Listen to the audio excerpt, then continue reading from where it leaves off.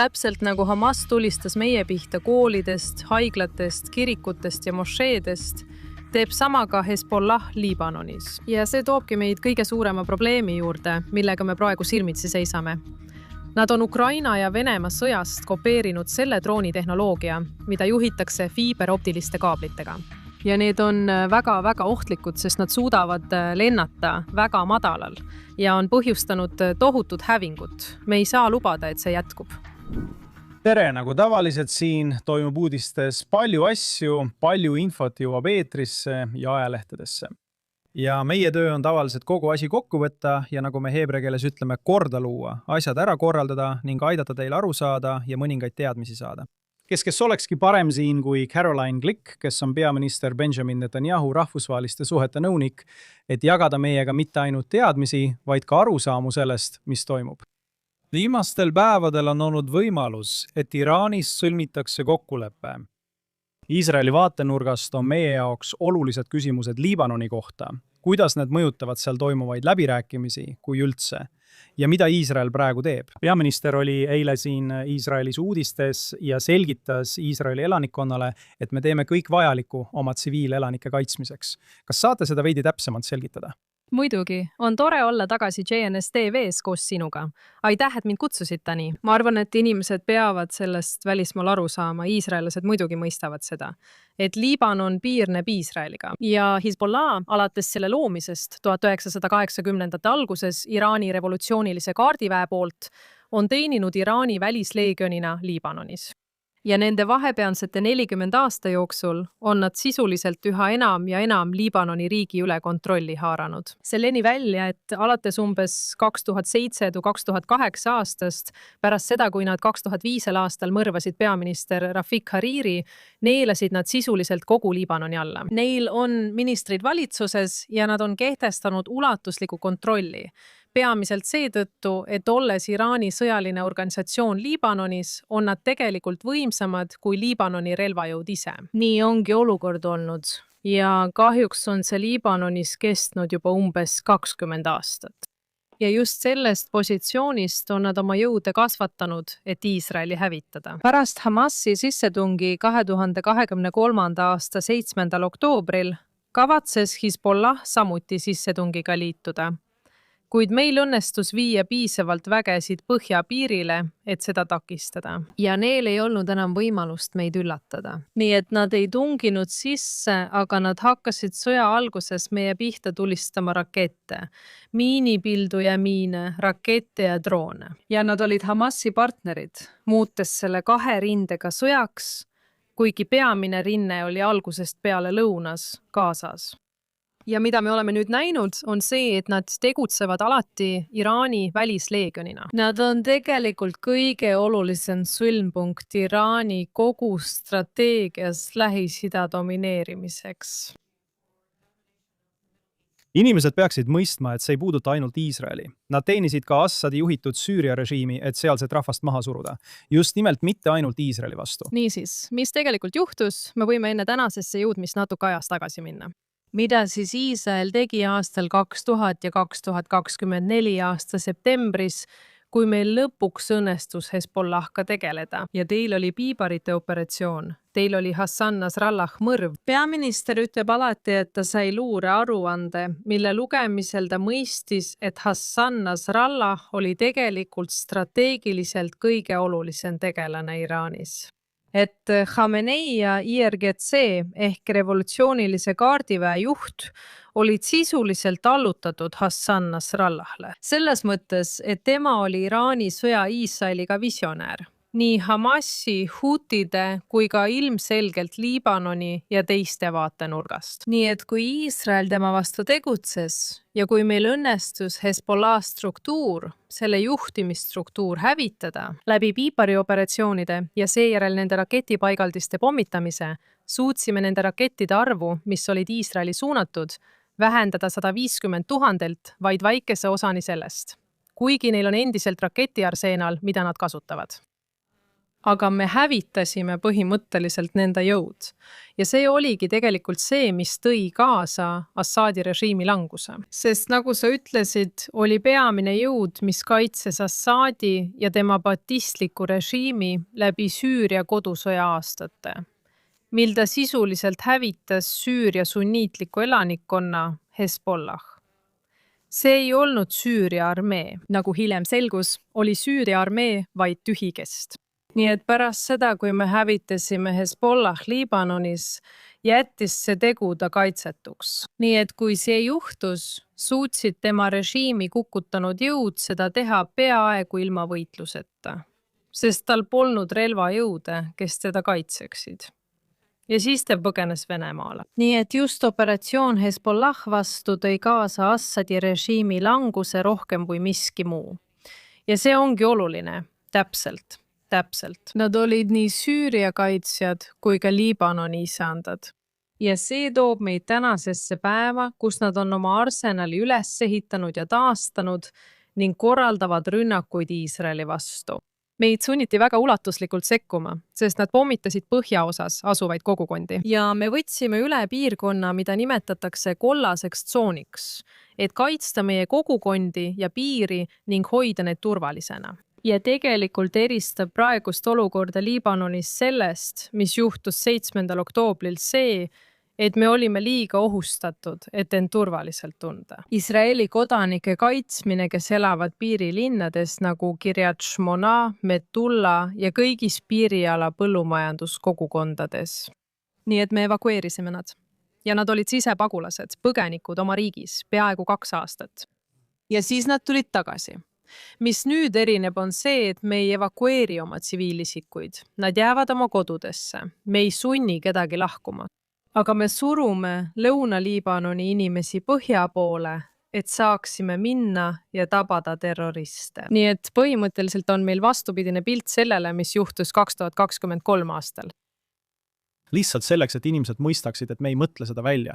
Lisaks sellele, mida nad meie pihta tulistavad, avastasime me täpselt nagu Gazas infrastruktuuri, maa-alused tunnelid, mida nad ehitasid.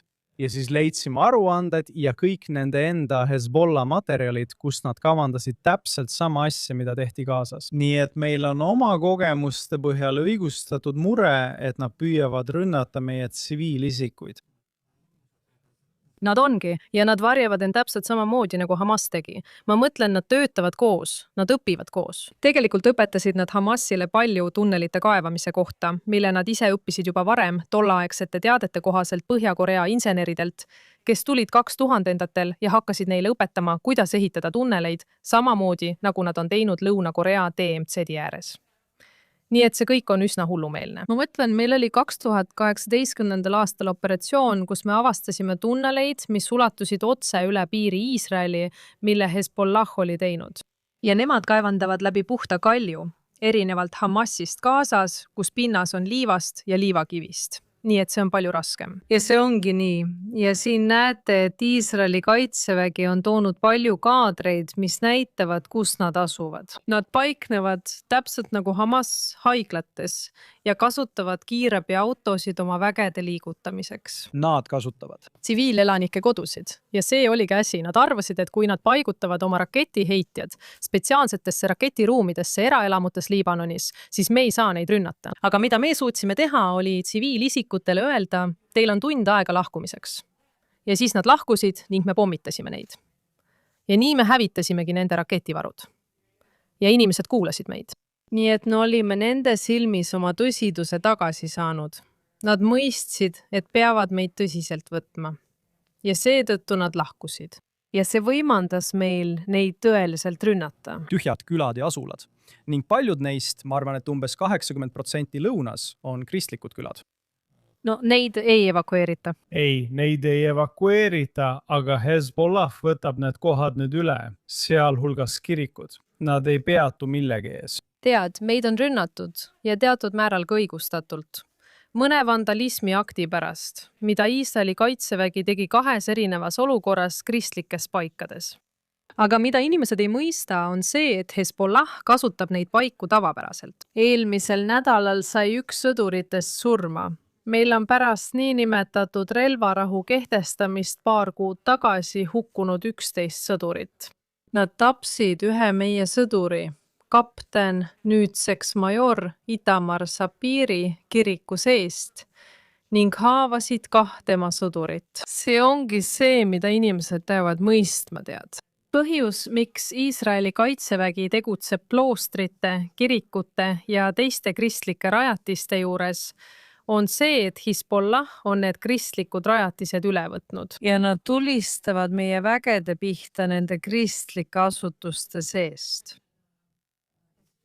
Ja just see juhtuski eelmisel nädalal meie sõduritega. Ja nii, et tead, sa pead aru saama, täpselt nagu Hamas tulistas meie pihta koolidest, haiglatest, kirikutest ja mošeedest, teeb sama ka Hezbollah Liibanonis.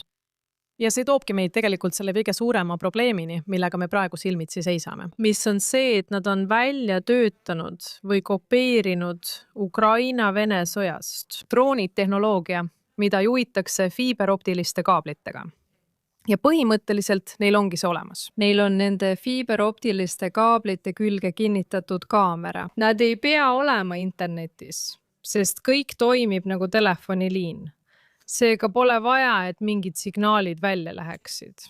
See on lihtsalt ühendatud. Ja neil on need kaablid, need fiiberoptilised kaablid, mis on 10 kilomeetrit pikad ja neid saab osta, tead küll, AliExpressist või kust iganes. Sa saad neid tegelikult osta. Ja nad kinnitavad need droonide külge, mida saab samuti internetist osta. Ja siis kinnitavad nad nende külge RPG-granaadid. Nii et see on nagu väga nutikas pomm. Sest operaator, Hezbollah terrorist, kes on tagalas, näeb kõike. See on just, kui ta istuks drooni peal, vaadates oma ekraanilt kaamerapilti, mis on seadme külge kinnitatud. Ja need on väga-väga ohtlikud, sest nad suudavad lennata väga madalal. Ja need on põhjustanud Ukrainas tohutut hävingut.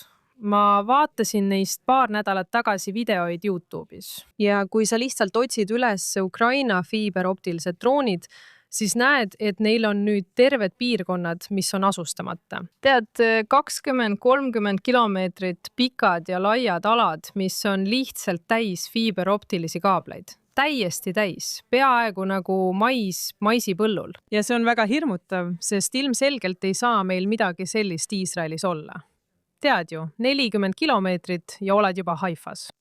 Niisiis rõhutan, nad ei sihi neid ainult sõdurite pihta. Nad on tapnud hulga meie sõdureid ja haavanud samuti paljusid meie sõdureid. Just sel nädalal suutsid nad, tead küll, tabada soomukit RPG-ga. Üks sõdur tapeti ja teine kaotas plahvatuses jalad.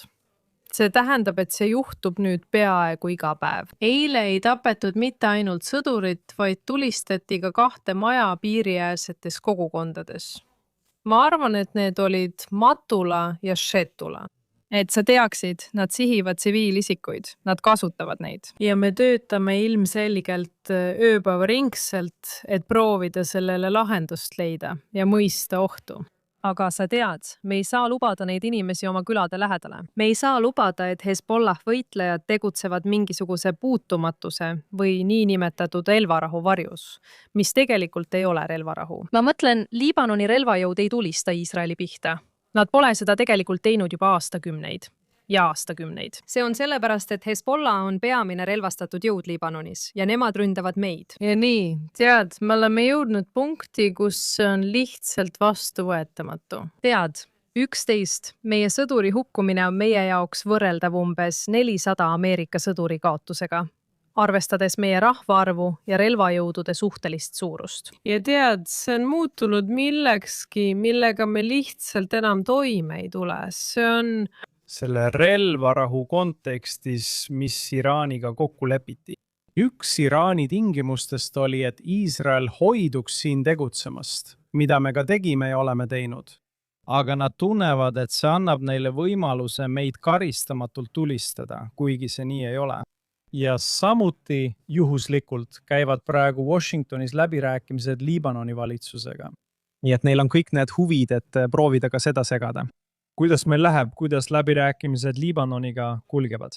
ja ma saan aru, et sel nädalal Ameerika Ühendriigid ja peaminister, hoolimata sellest, mida New York Times, mida me teame kui väga usaldusväärset organisatsiooni, meediakanalit, ütles, et peaministri ja presidendi vahel pole mingit seost. Ma saan aru, et nad on täielikult ühenduses, pidevalt omavahel kontaktis. Nii et me mõistame ameeriklaste vajadusi, aga päeva lõpuks on meil iisraellaste elud kaalul. Sest ma mõtlen, et Iraani osas oleme meie nende partnerid. President on liider ja me usaldame teda. Me usaldame teda. Teate küll, tal on sama pühendumus nagu meil, et takistada Iraanil tuumariigiks saamist. See ei juhtu. Ja ilmselgelt jääb see ka meie pühendumuseks, nagu peaminister sel nädalal varem ütles. Aga Liibanon on hoopis teine asi, teate küll, see on täiesti erinev olukord, eks? Sest see on meie piiril ja nad ründavad meid ning ohustavad meie kogukondi ja tapavad meie sõdureid. Ja teate, siin läbirääkimised, nagu suursaadik Leiter on selgelt öelnud, lähevad hästi. Sest nagu ma mõtlen, välisminister Rubio ütles, ma arvan, et alles eile, ta ütles, et Liibanoni valitsus ei ole sõjas Iisraeliga, eks? Liibanoni ja Iisraeli valitsused ei ole sõjas, kuid Liibanon käitub praegu nagu Iraani koloonia, sest Liibanoni inimestel ei ole sõnaõigust selles, kas Hezbollah ründab või mitte, kuna nad on lihtsalt liiga võimsad. Ja seega, kui soovite Liibanoniga rahu saavutada, siis me võime sellest rääkida, aga enne peab midagi juhtuma. Nimelt tuleb Hezbollah hävitada. Ja me ei saa lubada selliseid otseseid, ähvardavaid ja kasvavaid ohte meie riiklikule julgeolekule Hezbollahalt. Ja see ongi tegelikult meie jaoks kõige olulisem. Ja siin on veel üks oluline asi.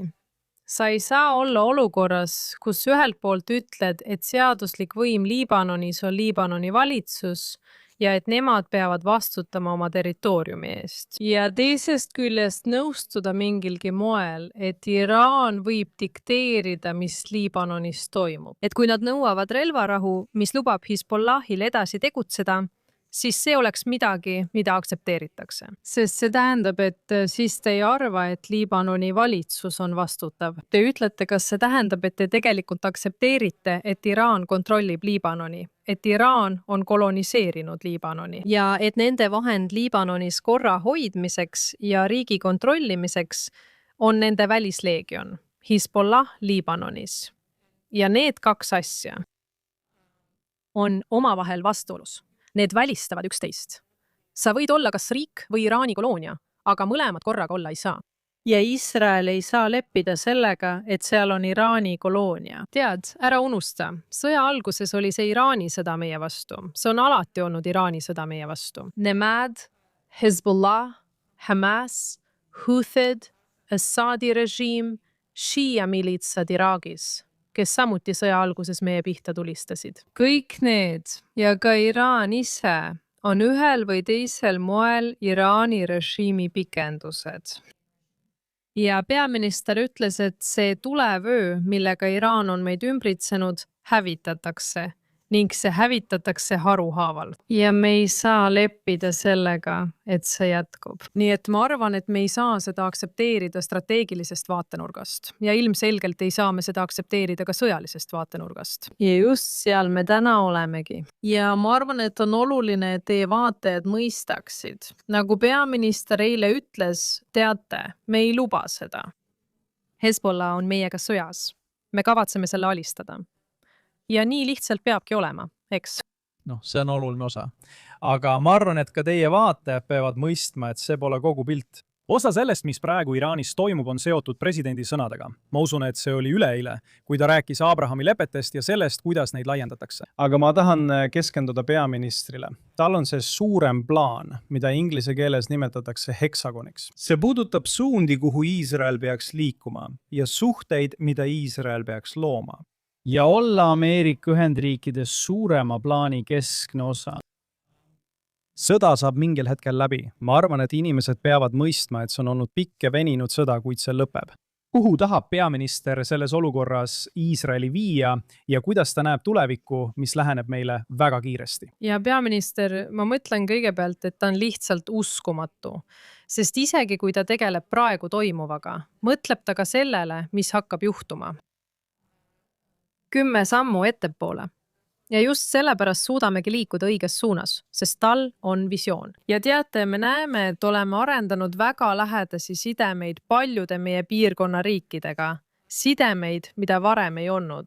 Ja teate, eriti Araabia Ühendemiraatidega. Aga üks asi, mida ma arvan, et kõik mõistavad sellest, mida Iraan on Hormuzi väinas teinud, on see, et see lihtsalt ei saa nii olla, eks ole.